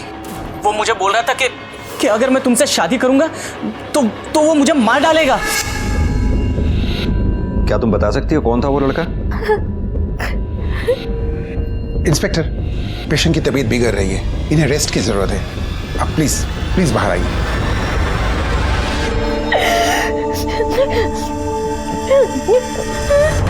शेखर को किसी लड़के ने जान से मारने की धमकी दी थी। क्या वो रिया का एक्स बॉयफ्रेंड था? मेरी बेटी ऐसी नहीं। आप मेरी बेटी के बारे में इस तरह की बात कैसे कर सकते? पापा, पक्का वो आनंद ही होगा। पक्का वो आनंद ही होगा। वो रिया के पीछे पागल था। वो पागल था, पर मेरी बेटी का उससे कोई लेना देना नहीं था। वो आप प्लीज 2 मिनट चुप रहिए। बताओ क्या कहना चाहते हो? सर, 1 साल पहले की बात है।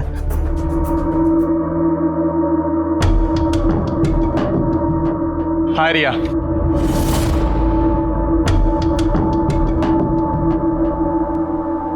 हाय। मुझे तुमसे कुछ बात करनी है। सुनो ना, मतलब कुछ बात। कॉफी पीने चलते हैं। कॉफी पीते पीते बात भी कर लेंगे।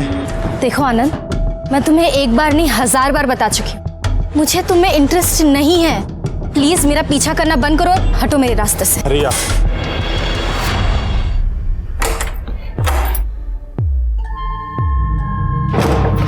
रिया बेटा, क्या बात है? इतनी गुस्से में क्यों है? उस बेवकूफ आनंद की वजह से। आज फिर से उसने मुझे रास्ते में रोका, फिर कॉफी पीने की बात कर रहा था। परेशान कर रखा है उस लड़के ने।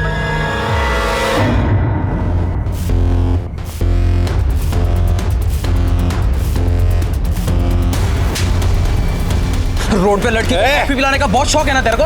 भाई, मतलब क्या तेरा? अरे भाई झगड़ा मत कर। छोड़ो, दूर रह मेरी बहन से, समझा तू? क्या मतलब है? अबे इतना मारूंगा कि कॉफी पीना भूल जाएगा तू। तो तुम्हारा कहने का मतलब है कि शेखर को आनंद ने जान से मारने की धमकी दी थी? जी। आनंद का एड्रेस और फ़ोन नंबर दो हमें। जी सर। सर, मैं रिया को बहुत चाहता था। मैंने सब तरीके अपनाए उसे पाने के, लेकिन जब पता चला कि उसकी शादी शेखर से हो रही है तो सर समझ नहीं आया मैं क्या करूं। मेरा दिमाग खराब हो गया और मैंने शेखर को फोन कर दिया। तूने उसे फोन करके धमकी दी और फिर उसे मार दिया, है ना? नहीं सर, ऐसा कुछ भी नहीं हुआ। सर, ये बात सच है कि मैंने उसे भला बुरा कहा था, पर मैं बहुत दुखी था।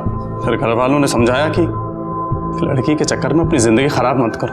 मैंने कोलकाता में जॉब के लिए अप्लाई किया सर। उसके बाद मैंने कोलकाता में नौकरी कर ली, मैं वहां चला गया। सिर्फ 1 हफ्ते के लिए मैं भुवनेश्वर आया हूँ और सर कल वापस जाने वाला हूँ। जाने वाला हूं नहीं, जाने वाला था, क्योंकि तू यहाँ छुट्टी पे नहीं शेखर को मारने यहाँ आया था।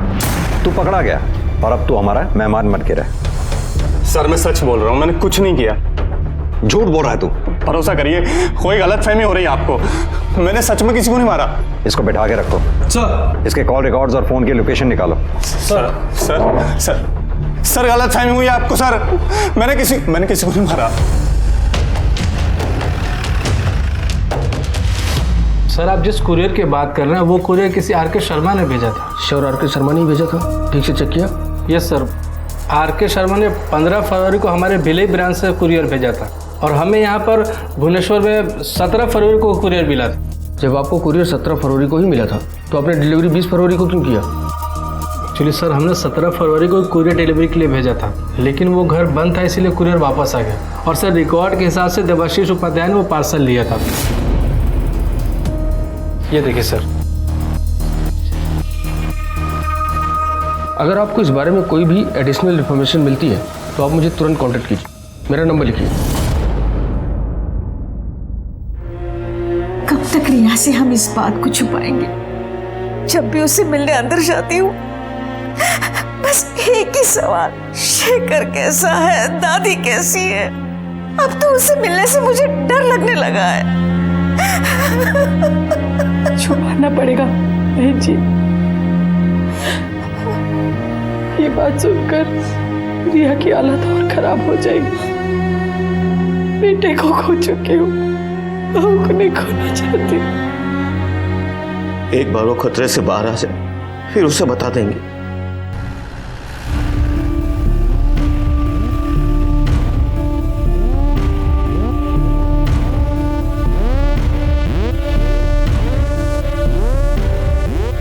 प्रिंसिपल मैम तो बहुत अच्छी हैं, उनकी किसी से दुश्मनी हो ही नहीं सकती।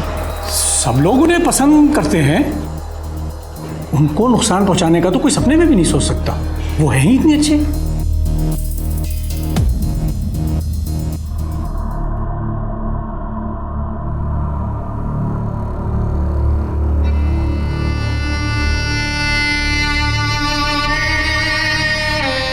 तुम लेटी रहो।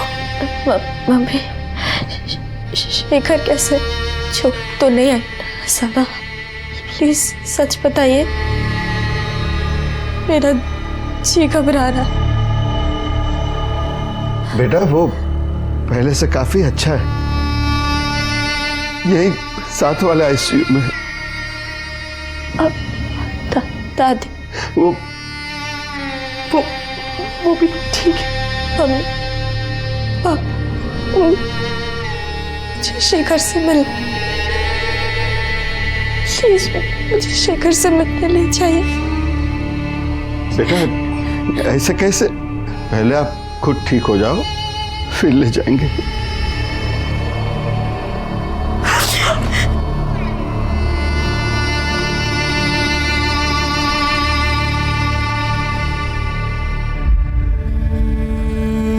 मेरी बहू रिया, उसकी सुहाग की मेहंदी अस्पताल में उतर रही थी।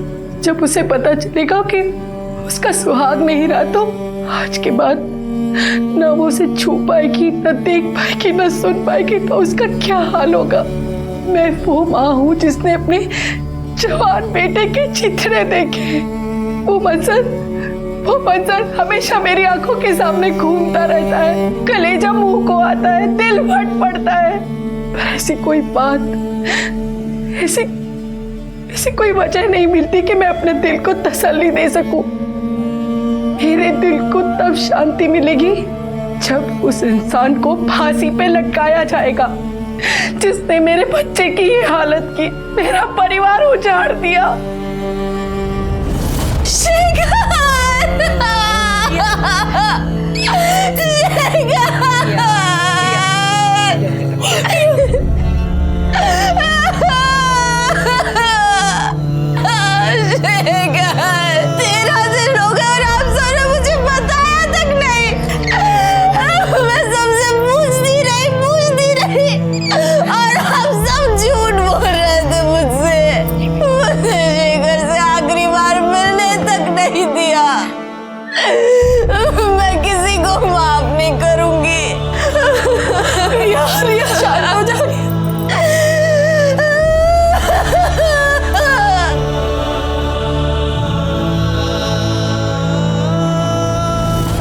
सर मैंने अमोदिनी के कॉलेज में जाकर भी पूछताछ की, वह बाकी सब कुछ तो ठीक था, लेकिन एक पियोन था, बड़ा अजीब बिहेव कर रहा था। उसको देख के मुझे लग रहा था कि वो कुछ कहना चाहता है लेकिन शायद किसी से डर रहा है। इसका मतलब वो पियोन कुछ जानता है।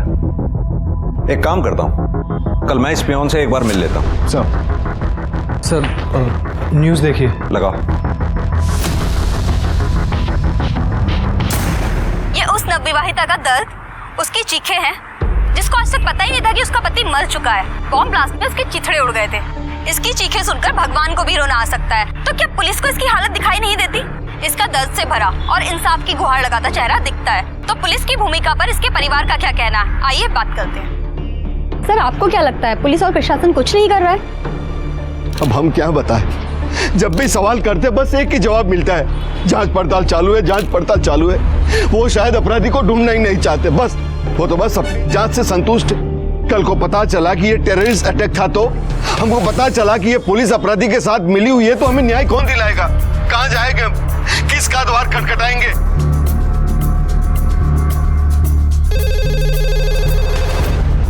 Hello, Jain sir. हाँ सर, अभी देखा सर। हम अपनी तरफ से पूरी कोशिश कर रहे हैं sir. Okay sir. Jain sir.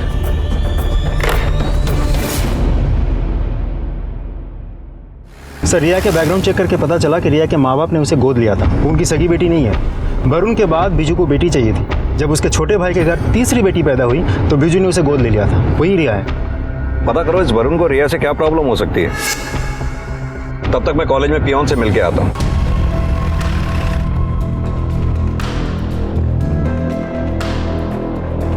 आ जाओ, डरो नहीं।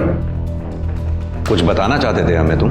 यहाँ कोई है भी नहीं, जो भी कुछ कहना चाहते हो साफ साफ कहो। साहब, प्रोफेसर सुनील पांडा प्रिंसिपल मैडम को पसंद नहीं करते। क्यों? क्योंकि उनको ऐसा लगता है कि प्रिंसिपल मैडम ने उनकी तरक्की छीन ली। Good morning everyone. Good morning.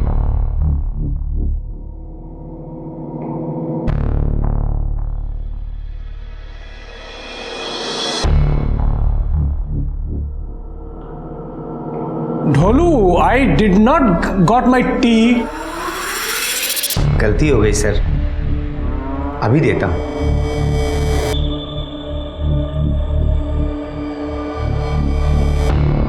ये Panda sir, it's I didn't get tea, not got the tea. Hey you mister Shastri, mind your own business. I am bigger than you. Post graduate, double post. I know local language. मैं अपनी मातृभाषा जानता हूं। मैं अपनी मातृभाषा में लेटर लिख सकता हूं। इस बात का गर्व है मुझे। आप लिख सकते हैं क्या? Shameful, poor guy.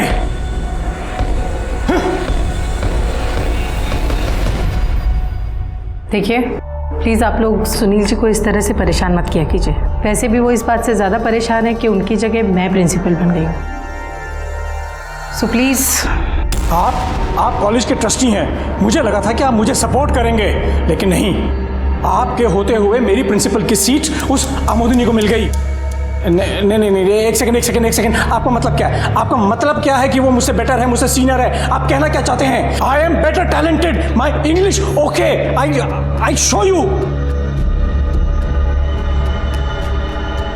मैं भी देखता हूं ये अमोदिनी कितने दिन मेरी सीट पे बैठती है।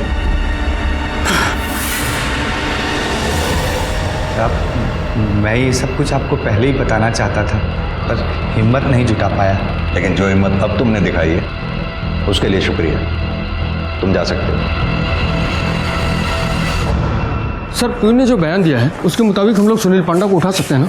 नहीं, पियोन के स्टेटमेंट पे हम सुनील पांडा को नहीं उठा सकते। उसके लिए हमें पुख्ता सबूत चाहिए होंगे। एक काम करो सर, ये सुनील पांडा पे नजर रखो, पता करो इसका भिलाई से कोई कनेक्शन है या नहीं। अगर ये कल्प्रिट है तो कोई ना कोई गलती जरूर करेगा। Okay sir. Sir of course मुझे पता है कि रिया एडॉप्टेड चाइल्ड है, और सर रिया और मुझ में कोई डिफरेंस भी नहीं है। तुम्हें रिया से कभी कोई प्रॉब्लम नहीं थी? तुम्हें कभी भी ऐसा नहीं लगा कि रिया के आने से तुम्हारी हर चीज़ बढ़ जाएगी? नहीं सर। सर रिया मेरे लिए सगी बहन से भी बढ़कर है। सर मुझ में और रिया में कुछ प्रॉब्लम हो जाए ये तो मैं सपने में भी नहीं सोच सकता। ठीक है, जिस नंबर से कॉल आया था वो नंबर मुझे भेजो। जी sir. Okay, thank you. Sir, courier office से फ़ोन था। उसने बताया कि उस पार्सल की डिलीवरी को लेकर किसी ने फ़ोन किया था और एग्जीक्यूटिव से काफ़ी बहस भी की थी। और हाँ सर, उस पार्सल को किसी ने ट्रैक भी किया था। पता करो वो कॉल किस नंबर से आया था। उस कंप्यूटर का आईपी एड्रेस भी चेक करो जिससे उसने कुरियर को ट्रैक किया था। Okay sir. सर, ब्लास्ट की फॉरेंसिक रिपोर्ट। सर, ये बात तो कंफर्म है कि कुरियर बॉक्स में ही बॉम्ब भेजा गया था। उस बॉक्स में वही मटेरियल था जो अक्सर पटाखे बनाने में इस्तेमाल किया जाता है। उस बॉक्स में एक बैटरी और एक स्विच अटैच किया गया था जिससे बॉक्स खुलते ही ट्रिगर हुआ। और हाँ सर, एक और बात, रिया में सिर्फ आनंदी नहीं बल्कि उसके कॉलेज का एक और लड़का समीर भौमिक भी इंटरेस्टेड था, जिसके खिलाफ रिया के फैमिली ने 5 साल पहले कंप्लेन लिखवाई थी। उठा लाओ उस आशिक को। ये सच है सर, मैं रिया को बहुत पसंद करता था, लेकिन मैंने कभी उसके बारे में गलत नहीं सोचा सर। फिर उसके माँ बाप ने कंप्लेंट की तो मेरा बहुत मजाक बना था सर। फिर तभी से मैंने कसम खाई कि उससे कभी ज़िंदगी में बात नहीं करूँगा। फिर वो अपने रास्ते और मैं अपने रास्ते चला गया। और फिर घूम फिर के वापस तो उसी के रास्ते में आ गया, क्योंकि तुझे उस पुरानी बेइज्जती का बदला जो लेना था। सही बोल रहा हूँ ना मैं? 23 फरवरी को कहाँ था तू? सर, 19 फ़रवरी से लेकर 25 फरवरी तक मैं मुंबई में ही था सर। मेरे दोस्त की शादी थी सर। पूरे वीक में वहीं पर था सर। आप चाहे तो शादी की वीडियोज़ और फोटोज़ देख सकते हो सर। चल माना कि तू सच बोल रहा है। अब ये बता कि बॉम्ब 17 तारीख को भिलाई से कोरियर किया गया था, उस वक्त कहाँ था तू? सर, उस दिन मैं दोस्तों के साथ शॉपिंग कर रहा था। मुंबई जाने को लेकर मैं बहुत एक्साइटेड था सर। आई स्वेयर सर, मैं झूठ नहीं बोल रहा हूँ सर। झूठ क्या है सच क्या है वो तो हम पता लगा ही लेंगे, लेकिन जब तक सच साबित नहीं हो जाता तू हमारा मेहमान बनकर ही रहेगा। नहीं सर। प्रसाद, मैंने ये रिया के माँ बाप का बैकग्राउंड चेक करो। हो सकता है रिया के माँ बाप की दुश्मनी किसी ने रिया से ही निकाली हो। जी सर। देखिए, हमारी जांच अभी चल रही है। एक बात तो तय है, बॉम्ब किसी प्रोफेशनल ने नहीं बनाया था। हाँ, बॉम्ब बनाने के लिए पटाखों में इस्तेमाल होने वाले बारूद का इस्तेमाल किया गया था, जिसकी मात्रा काफ़ी ज़्यादा थी। उसी वजह से बारूद की इंटेंसिटी भी काफ़ी हाई थी और इसी वजह से जान माल का भी नुकसान हुआ। हम कुछ संदिग्ध लोगों से पूछताछ कर रहे हैं, जल्दी अपराधी तक पहुँच जाएं।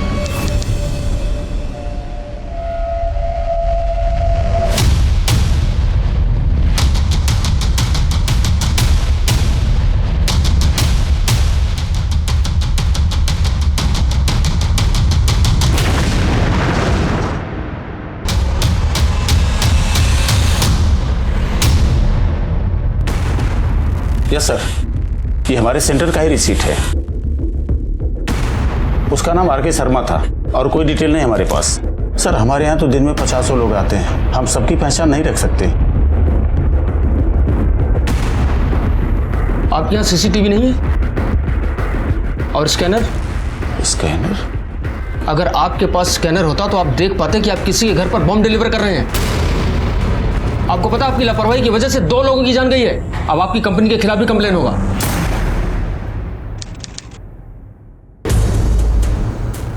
इंसान और हैवान के बीच में सिर्फ एक फर्क होता है और वो है सोच का। अच्छी सोच जहां इंसानों को जोड़ती है, बुरी सोच नफरत और दुश्मनी पैदा करती है, जो देश और समाज दोनों के लिए ही घातक है।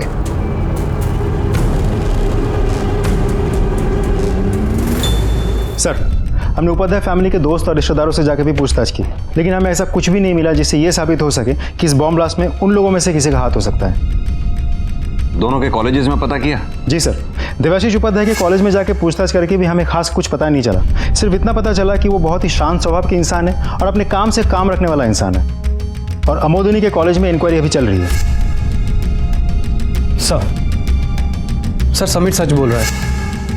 19 से 25 तारीख तक वो मुंबई में ही था और उसकी मोबाइल लोकेशन के मुताबिक वो 17 तारीख को भिलाई नहीं गया और उसकी कॉल रिकॉर्ड्स में सर कोई संदिग्ध नंबर भी नहीं मिला है। ठीक है, छोड़ दो उसे। सर, वो आईपी एड्रेस एक साइबर कैफे का है। मैंने चेक किया, उसका नाम नंबर फेक है। कोई आईडी तो दी होगी उसने वहाँ? वो आईडी भी फेक है सर। सुभाष, इतना तो तय है कि ये आदमी जो भी है इसी शहर का, लेकिन है बहुत शातिर।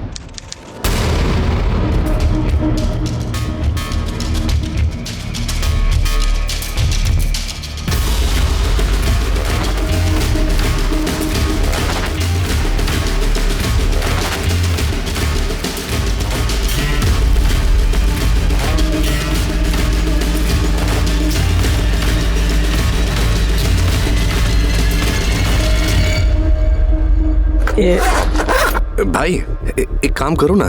क्या? ये जो पार्सल है ना वो सामने कोरियर कंपनी में दे आओ। अब मुझे थोड़ा सा काम है, मैं तुम्हें यहीं मिलूंगा। नहीं साहब, ये सब काम मुझे नहीं आते। अरे भाई इसमें मुश्किल क्या है? पकड़ो, ये पकड़ो ना, ये पकड़ो पकड़ो। और ये सुनो, ये पार्सल दो और तुम ये 300 रुपये उनके पकड़ लो और ये तुम्हारे लिए। ठीक है? ठीक है ठीक है। और मैं अपना काम निपटा के 10 मिनट बाद मैं यही तुमको मिलता हूँ। 600 ग्राम।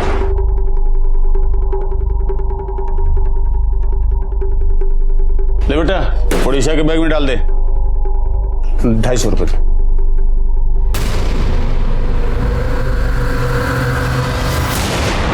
समय ने पूछताछ की तो 16 फरवरी को सुनील पांडा कॉलेज गया, अपनी क्लास ली और हमेशा की तरह टाइम पर कॉलेज से निकल गया। कॉल रिकॉर्ड्स के मुताबिक 17-18 फरवरी को उसका फोन स्विच ऑफ था। ये 2 दिन सैटरडे संडे की वजह से कॉलेज की छुट्टी भी थी।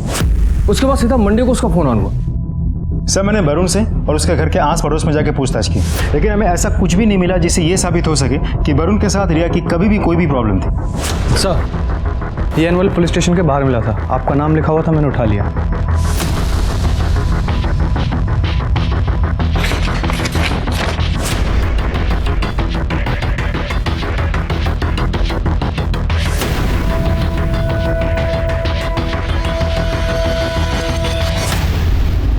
क्या हुआ सर? क्या लिखा है? किसने भेजा सर? कहना क्या चाहता है? ये कहना चाहता है कि ये एक लव स्टोरी थी जिसमें विश्वासघात हुआ और ये धमाका उसी विश्वासघात का अंजाम है। ये जो भी है हमें गुमराह करना चाहता है। सर इसमें लास्ट लाइन में लिखा है कि निर्दोष लोगों को परेशान ना किया जाए। कहीं ये उनमें से तो नहीं है जिन लोगों से हमने पूछताछ की थी? पॉसिबल है सर। ये देखिए सर, आपने इन दोनों शब्दों पर ध्यान दिया, प्रोजेक्ट और अंडरटेकिंग। आमतौर पे ऐसी भाषा तो या तो ऑफिशियल लेटर्स में या फिर इंटर डिपार्टमेंटल मेमोज में यूज किए जाते हैं। या फिर MBA ग्रेजुएट्स ऐसी लैंग्वेज इस्तेमाल करते हैं। प्रसाद, तुमने बताया रिया का भाई वरुण MBA कर रहा है। Right sir. एक काम करो, रिया के भाई वरुण के कॉल रिकॉर्ड्स और फोन की लोकेशन चेक करो। सर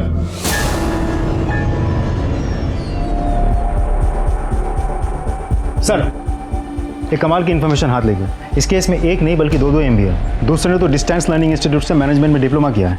दूसरा कौन है? सर सुनील पांडा, अमोदिनी के कॉलेज के सीनियर प्रोफेसर।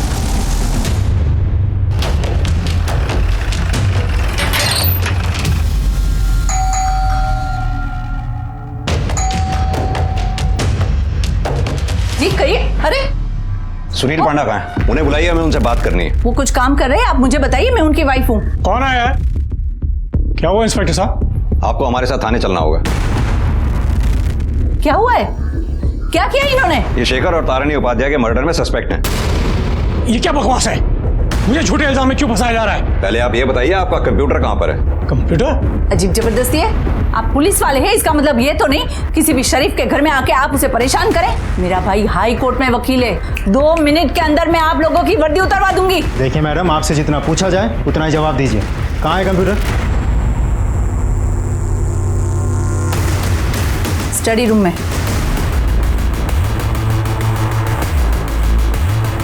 प्रसाद, सुभाष,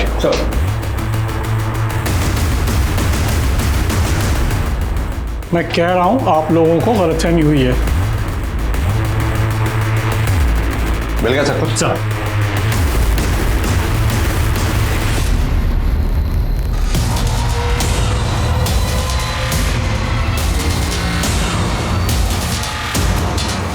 लेके चलो।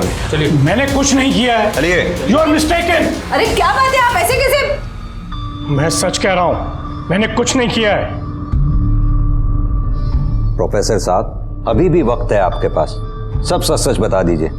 वैसे भी आपके घर से मिले सामान को हमारे IT एक्सपर्ट्स चेक कर रहे हैं। कर लीजिए सर, जितना करना है कर लीजिए, अपनी तसल्ली, मैं निर्दोष हूं।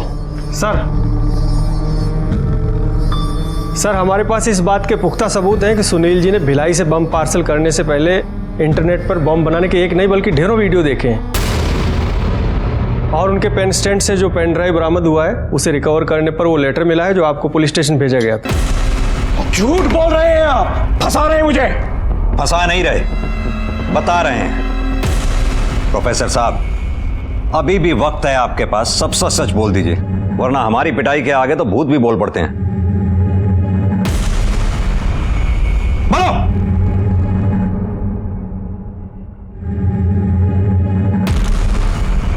हाँ, मैंने ही वो बॉम्ब बनाया है।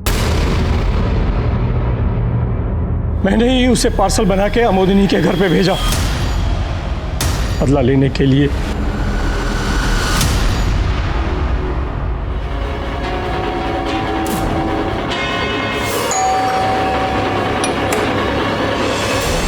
लिए किसका कुरियर है भाई? ओह, शेखर का।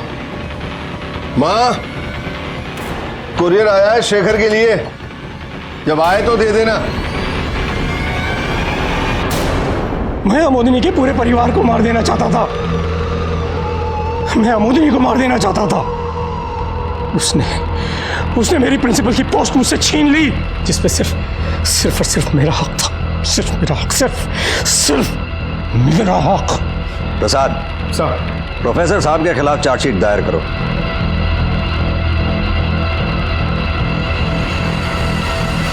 बदले की भावना ने एक इंसान को हैवान बना दिया था, इस कदर कि उसने 2 मासूमों की जिंदगी मौत के हवाले की और एक मासूम को विधवा बना दिया। जितनी मेहनत सुनील पंडा ने बम बनाना सीखने में की थी, उतनी लगन और मेहनत से अगर अपना काम किया होता तो उसे प्रिंसिपल बनने से कोई नहीं रोक सकता था। पर खुद के बेहतर होने की गलतफहमी और ईर्ष्या ने उसे अपराधी बना दिया और उसने खुद को सांत्वना देने के लिए जुर्म का रास्ता अपनाया, जिसमें एक परिवार तबाह हो गया। मैंने ये मुकाम अपनी मेहनत से पाया था, लेकिन आज इस मुकाम से मुझे नफरत हो रही है, क्योंकि इसने मेरा परिवार उजाड़ दिया। अगर मुझे जरा सा भी अंदाजा होता प्रिंसिपल की कुर्सी के लिए सुनील इतना आहत है, तो मैं ये कुर्सी छोड़ देती। अरे कुर्सी क्या, मैं नौकरी छोड़ देती। मेरे बेटे, मेरी सास की जिंदगी, मेरे बहू के भविष्य से बढ़कर मेरे लिए कुछ नहीं था इस संसार में। मेरा संसार उजड़ गया। शायद मैं ये नौकरी भी ना कर पाऊं, क्योंकि मुझे ये हर पल याद दिलाएगी कि इसकी वजह से एक पागल इंसान ने मेरी दुनिया उजाड़ दी। क्राइम पेट्रोल के ऐसे ही मजेदार एपिसोड्स देखने के लिए हमारे चैनल को सब्सक्राइब करें